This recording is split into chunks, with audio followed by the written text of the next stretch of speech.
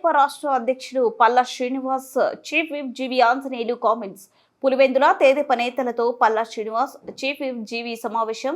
మహానాడుకు జన సమీకరణ వసతుల ఏర్పాట్లపై నేతలకు దిశానిర్దేశం. మాచర్లలో తెదేపా నాయకుల హత్యను తీవ్రంగా ఖండించిన పల్లా జీవి అవినీతి ఫ్యాక్షన్ హత్య రాజకీయాలపై కఠిన చర్యలు తప్పవు. పల్లా శ్రీనివాస్ మాచర్లలో తెలుగుదేశం పార్టీ నాయకుల్ని హత్య చేసిన వారిని వదిలిపెట్టవు.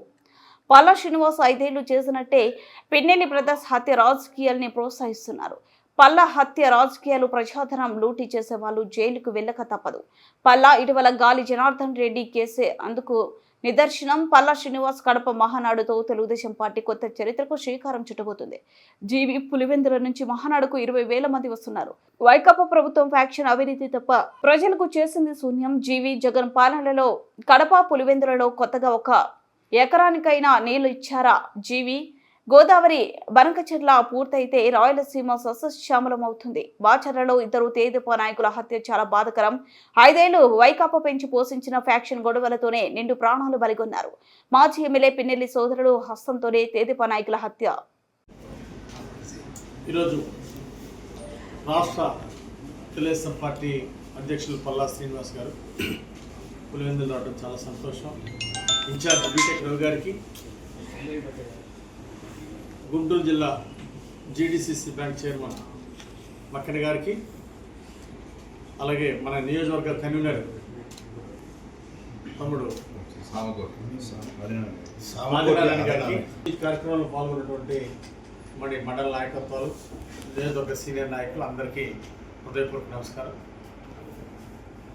రాయలసీమలో కడపలో మొట్టమొదటిసారి మహానాడు జరపడం ఎంతో ఆనందంగా ఉంది. ఇక్కడ ప్రజల్లో ఎంతో ఉత్సాహం కనపడుతుంది. మా ప్రాంతంలో మహానాడు పెట్టారు, మేమందరం కూడా తప్పనిసరిగా వెళ్తామని చెప్పేసి ఒక సామాన్య ప్రజలు కూడా, కార్యకర్తలు కానిటువంటి వాళ్ళు కూడా ఈరోజు తెలుగుదేశం ప్రభుత్వం, ఎన్డీఏ ప్రభుత్వం అధికారంలో రావడాన్ని హర్షిస్తూ మరి ఈ మహానాడికి మేము కూడా వస్తామని చెప్పేసి వాళ్ళు అభిప్రాయం వ్యక్తం చేయడం ఎంతో అభినందనీయం. 20,000 మంది ఒక పులివెందుల నుండే మరి కడప జరిగే మహానాడుకు వస్తున్నారంటే ఇక రాష్ట్ర వ్యాప్తంగా ఎన్ని లక్షల మంది వస్తారో ఊహించుకోవచ్చు. లక్షల మందితోటి జరిగే 29వ తారీఖు జరిగేటువంటి బహిరంగ సభ పెద్ద ఎత్తున విజయవంతం కాబోతా ఉంది. గత ప్రభుత్వాలు ఫ్యాక్షన్ ప్రోత్సహించి పబ్బం గడుపుతున్నారు. ప్రజలకు చేసింది ఏంటి, రైతులకు చేసింది ఏంటి చెప్పుకోవడానికి ఏమీ లేదు.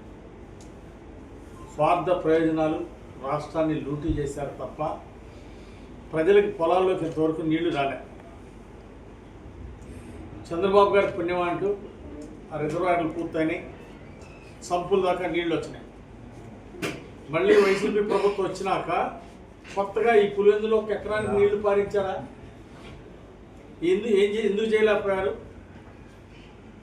ఇది ప్రజలందరూ కూడా ఆలోచించాల్సినటువంటి విషయం. ఖచ్చితంగా చంద్రబాబు గారి నాయకత్వంలో ఇక్కడ ప్రతి ఎకరానికి నీళ్ళు వచ్చే విధంగా ఉన్న నీళ్ళని సద్వినియోగం చేసుకొని మళ్ళీ మైనర్ కాలువల ద్వారా పొలాల్లోకి నీళ్ళు వచ్చి ఫ్రాక్షన్ ఉన్న కాడ మళ్ళీ నీళ్ళు ఇచ్చి అభివృద్ధిని ప్రోత్సహించేది ఎన్డీఏ ప్రభుత్వం, చంద్రబాబు గారు.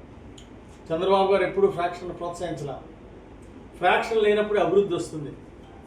గత పాలకులు స్వార్థ ప్రయోజనాల కోసం ఫ్రాక్షన్ కావాలనుకున్నారు, అభివృద్ధి వద్దనుకున్నారు. కానీ చంద్రబాబు గారు ఫ్రాక్షన్ వద్దు, గ్రామాలందరూ కలిసిమెలిసి ఉండాలా, గ్రామాలు అభివృద్ధి చెందాలా, రైతులందరూ బాగా పంటలు పండించుకొని ఆర్థిక ప్రగతి సాధించాలి.